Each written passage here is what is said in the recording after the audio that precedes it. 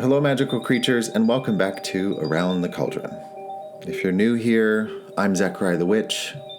Welcome to Season 3, Episode 3. Yes, Season 3. So that means there's other episodes to listen to. Or, if you made it this far in the show, oh my God, don't you have a hobby? Jesus Christ. Friends, if you could be so kind and rate this podcast, whether you happen to be utilizing Apple or Spotify or any other streaming service, it really does help. You know, the other night I was on a walk with my friend Roy, and he was so surprised at how much work can go into producing a podcast. From concept to drafting to the outline to writing out a script or writing out dialogue, posting the ads online, getting people to pay attention, asking for questions, getting the guests on, creating guest questions, prepping them for the show, helping them get connected to the server. Yeah. It's a fully immersed set of tasks, but it's a labor of love. Also, congrats to Roy for his achievements, which I'm not going to share because he might sue me. So he says. So, when I ramble on about helping the show, it's for a good reason. Any help in the ways that I mentioned of subscribing, rating, reviewing is always appreciated. I truly enjoy sharing ideas and concepts more and more when I notice feedback and input from all of you.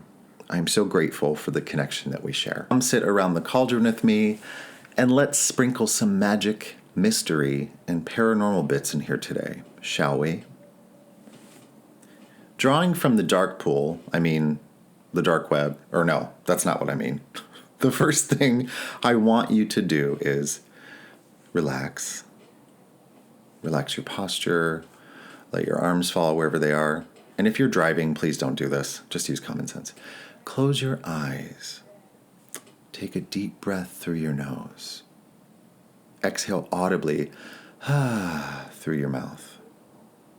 Or exhale like you're blowing out a candle. Take another deep breath. Exhale. Now sit with your eyes closed, and I want you to picture a fresh and bright green apple just plucked from a tree. Can you see it? Take a moment and keep that image in your mind. When you're ready, come back to reality. Take another breath. And listen to this shit. Did you know that roughly 1 to 4% of the population has something called aphantasia? Yeah. It means that they are unable to visualize imagery or inner thoughts. Or as aphantasia.com states, it is someone with an image-free mind. So in this case, when you tell a person that has aphantasia to meditate or to visualize like I just did with you, they might actually have some varying degree of this condition in which they are completely limited or blind in their mind. So essentially, when you tell a person with aphantasia, hey, picture this. Picture it. Sicily, 1912. A beautiful young peasant girl with clear olive skin meets an exciting but penniless Spanish artist. There's an instant attraction. They laugh, they sing, they slam down a few Boilermakers. Shortly afterwards, he's arrested for showing her how he can hold his palette without using his hands.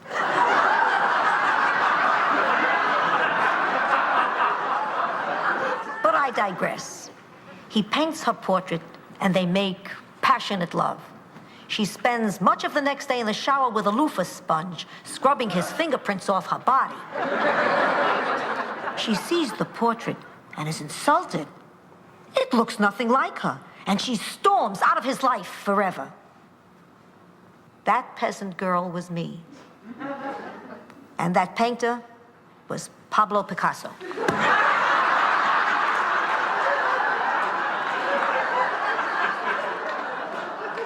Ma, I have a feeling you're lying.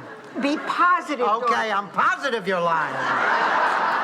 Having an awareness of this, I wanted to share my perspective as I have led group meditations before, and a couple people told me after the group session that they did not get to follow along because, well, they are not able to picture things in their mind. When I asked them why they didn't tell me, it was very clear that they had feelings of shame, guilt, maybe embarrassment. And it really sucks when this happens. And I want you all to know that I highly, highly, highly recommend meditation because it has proven therapeutic and physiological effects on the mind and body. So, if you're struggling with meditation because of a lack of visualization, oh my God, here are some solutions. Aren't you glad I'm here? Jeez, go me. Okay. So the first solution is sound. Ding-ding-ding-ding. You can listen to classical music with headphones. There's other things like solfeggio frequencies. There's binaural beats, so on and so on. There's so much out on the internet now, and a lot of the tone and frequency sounds are geared towards specific centers in the body, and they help balance your energy centers. In some of my client Reiki sessions, I often appreciate using these at times. Another option is the use of a mantra or a phrase. You can repeat something out loud, like Om, or Shamalama Ding Dong Shippity Doo, something you made up, or you can think of these things in your head. Because thinking and having internal dialogue is usually not a symptom of aphantasia. Like, we often still have inner thoughts, inner dialogue, so you should be fine. But a lot of people benefit from doing an outward breath mantra or phrase. Another option is aromatherapy or incense or some other type of sensory experience that you can use beneficially in your practice. If you have the spare cash and you have time, I do encourage you to try out, whether you have aphantasia or not, a sensory deprivation tank or a floating tank.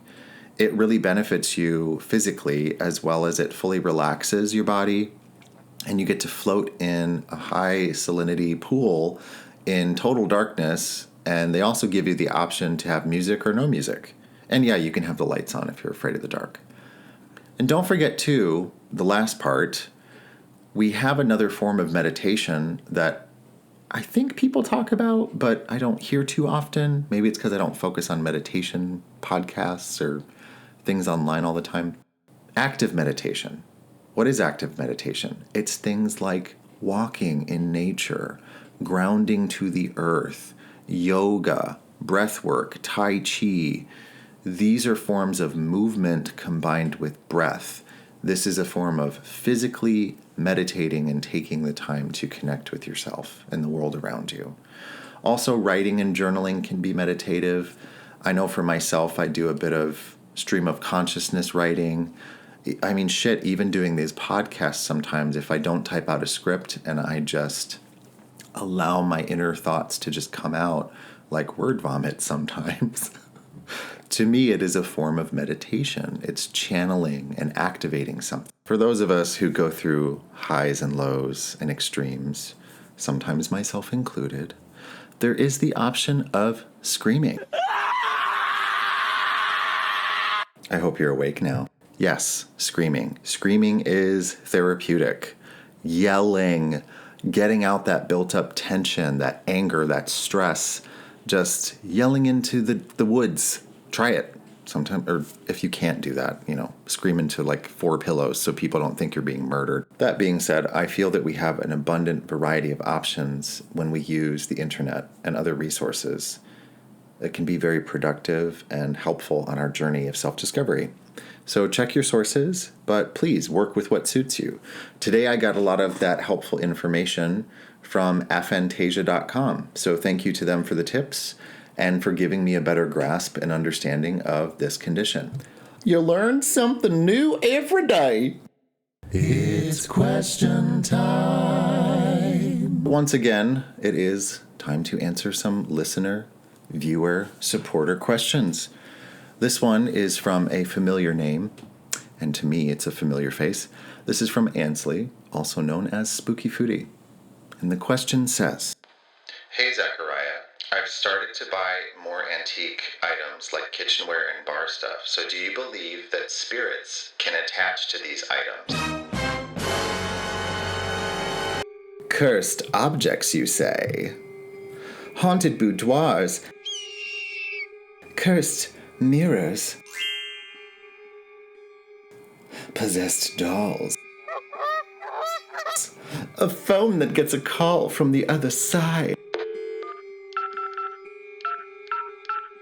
And a rocking chair that harbors a vengeful ghost?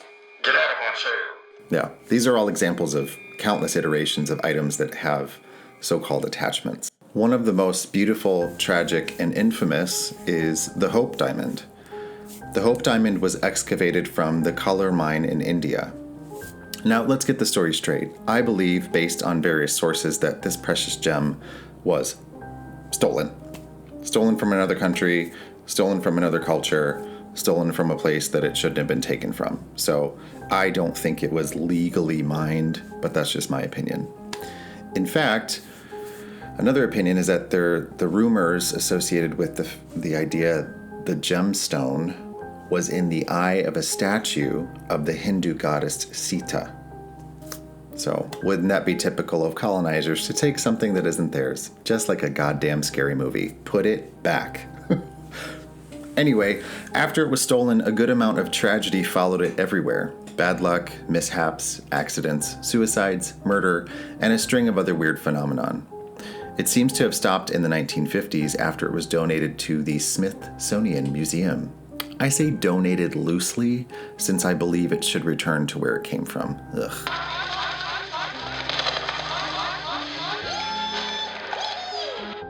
Another cursed object, or an object with attachments, dolls. Yes, I know that we are all familiar with Chucky, the series, as well as Child's Play, the film.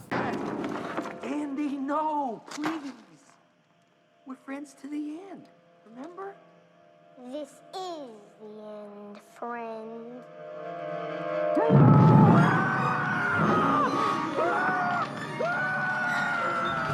Yeah, no thanks, buddy.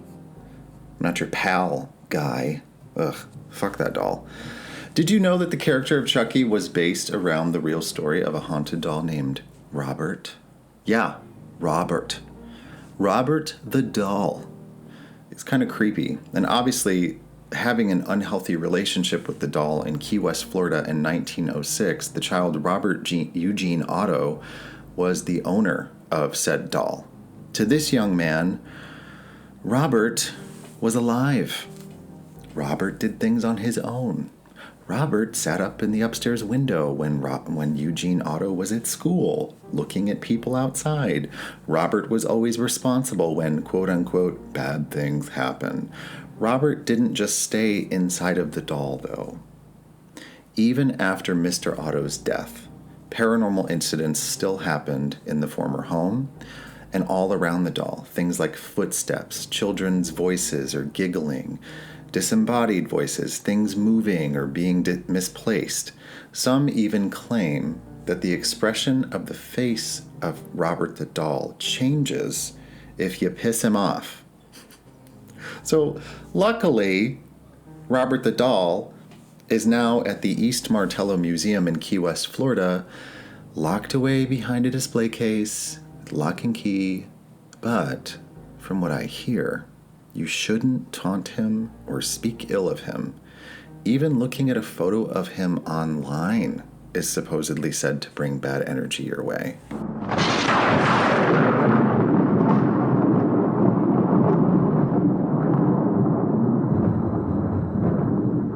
Now, I'm not afraid of dolls, but as I was recording this segment of the podcast, one of the lights where I'm recording went out on its own. And I can't figure out why. I even checked the bulb, the plug, the switch. There's no reason. So, thank you, Robert the doll. I got the hint. Okay, I'll stop. Sorry. I just kind of felt like Storm from X-Men. Wind! Another type of attachment that is common, of course, homes, businesses, residences, and buildings. Duh. I was just recently thinking about my time working with the Overnight Channel, or TFIL, hosted by Elton Castee and Corey Scherer, and we went to the Cecil Hotel, which is notorious for being haunted or cursed or what the fuck ever people say about it now. So, is it possible that items like barware, glasses, and antiques can have attachments? I absolutely believe so, yes. It's such a common story. It's a common ingredient to both fiction and nonfiction. Even items that people don't realize are haunted, sometimes are haunted or have attachments. In my own life, here's a true story. I was gifted a scrying mirror from an estate sale, and I thought nothing of it until I started to notice odd things like tapping and weird feelings emanating from it. I later found out that it was an actively used scrying or divination tool by the previous owner, who, is now deceased, and the mirror probably hadn't been blessed or cleansed in quite some time. And the story behind it is that it goes this way. The daughter wanted to sell it because her mother used to sit in a room by herself with just a couple candles, and she would talk out loud like she was having a conversation with someone who wasn't there, albeit sitting in a chair facing this mirror by herself. And now I own the fucking thing. Great. I love it. It's great. It's a great gift. So are all attachments or residual energies on items bad or harmful? No, not at all. If you do want a quick witch tip, Ansley, that was a tongue twister, just cleanse and bless your new objects and form your new relationship with them. Utilize these objects for their intent and purposes that you have in mind for your life. You'll totally be fine. And also, as all witches know, yes, we can attach or trap or contain spirits inside of objects, and we can use them in our magical workings. But that is a different topic, and I would need to create an entirely different episode for that whole thing. So thank you for your question, Ansley. Next up is a question from Dylan, who I met on AMC Plus for Fear HQ, where I got to conduct a seance over at the Mystic Museum in Burbank during a live stream. Since then, we've stayed in contact, and I've seen him really paving his way as a screenwriter and a filmmaker. In fact, if you look up some of his recent work, I have a cameo in one of his movies called Didn't Think I'd See You Here. I got to see a sneak peek of it, and it is fantastic. And I really love the soundtrack and the acting, and just, it's great. So congrats, Dylan. So hi, and welcome, Dylan. And now on to your question. Hello, Zachariah. I want to ask if reading a lot of tarot back to back can lessen my tether to the cards. Honestly, I've thought about this myself, Dylan, when I first began my journey into using different divination tools. The short answer is no, because the more familiar we are with any tool that we use, the more adept we are at understanding how it works. The longer answer and explanation that I have is probably from perceptions people have about information they receive. So think about how somebody might worry about lessening their connection because of an emotional, mental, or spiritual bias, or when they read the cards, it doesn't feel the same as it used to. When we don't allow ourselves to adapt to new ways of perceiving the information in front of us, or because we don't put forth the right effective change and efforts in our mission when consulting the cards, it could also just give off the illusion that they're not aligned with our truth. They're not aligned with what we need to hear. But really, it seems as though some people are just seeking an ideal situation, and they're trying to hear what they want to hear instead of actually looking at what the cards say. An example of this is something I just recently told a client who wasn't too happy about the drastic shift in a tarot reading that they received from 1 month into the next month. And I tried to say this to help them reflect on just the mathematics behind the cards and the uniqueness of how they reveal themselves. Here's what I said. When dealing a hand in a deck of cards, especially when the cards are shuffled, it will always produce never-before-seen combinations that will never be seen again. The likelihood is infinitesimally small, which, what does that word mean? It means indefinitely small, almost zero. I only mention this because I notice that when we as people have awareness of situations, or we take actions and then become conscious of something that the cards have shown us, it is as though we are then shuffling the energetic deck of cards in our life. And if you do the math behind shuffling, even with just 52 playing cards, right? Shuffle it more than 5 times, which apparently is excessive, you will never see the same results ever again. It's just math.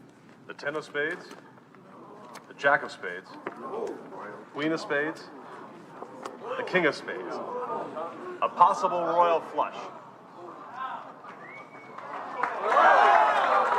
Quiet.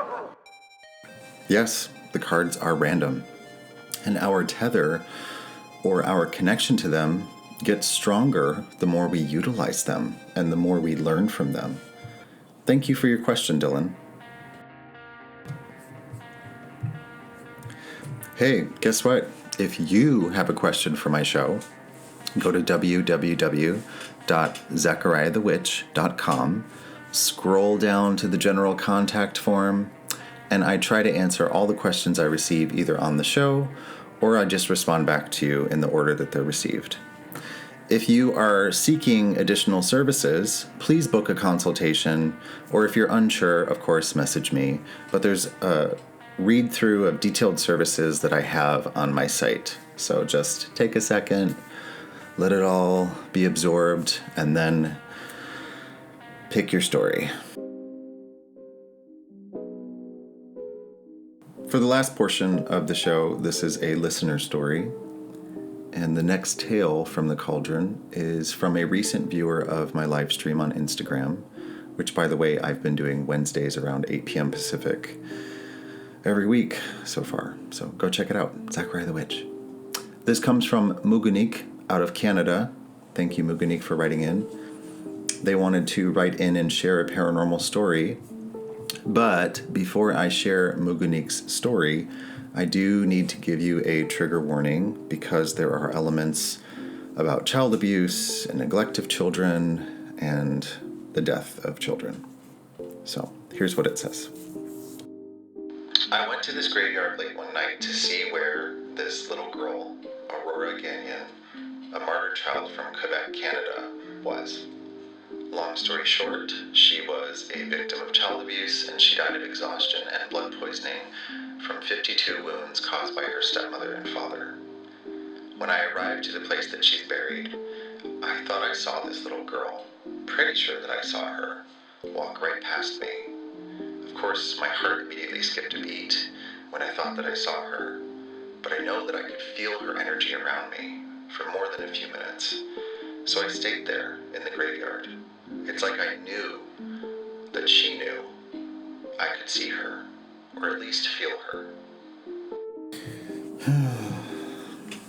You know what's really sad about this story, Mikonik, and why I believe a lot of spirits just want to be acknowledged and heard, is that I looked this up. When Aurora died from sepsis due to neglect and abuse, no one, no neighbors, no authority, nobody ever really intervened. A lot of it was because they were French Canadian. A lot of it was because people were super religious and had these weird ideas about minding their business. But not only that, Aurora's family barely survived during the 1900s. And of course, with so much pressure being placed on children during that time, there was a lot of hardships when the father married and remarried and people died and got sick and tuberculosis. Just really sad. After learning about this, I prayed for peace for the spirit of Aurora. And then I just have to say out loud, I also pray for peace for those who have been through abuse or are currently in abuse. I hope that they find retribution and resolve. Thank you, Mikonik, for bringing this story that I haven't heard to my attention. And while I don't normally view cemeteries, like in your story, as places where spirits hang out or interact, it can occur, and it also sounds like you had a personal interaction with her spirit. And maybe, just maybe, you brought her some comfort.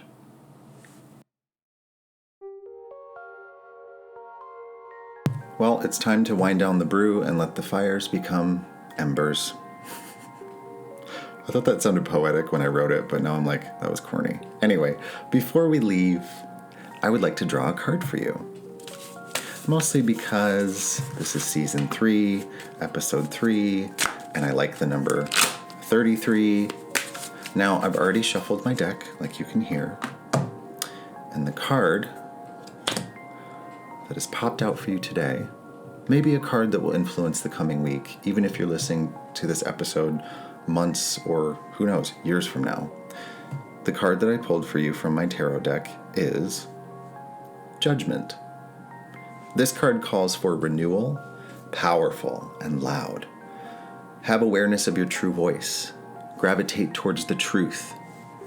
Judgment comes forward to encourage you to explore your vocations, your pursuits, and your dreams with balance and integrity, or to level up, to awaken, to raise your vibration, to stop procrastinating.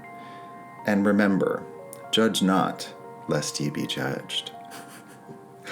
I hope the highest good comes from all of your situations and circumstances, and may the spirits guide you, protect you, and keep you, magical creatures. Until next time, try not to be a piece of shit. Bye-bye.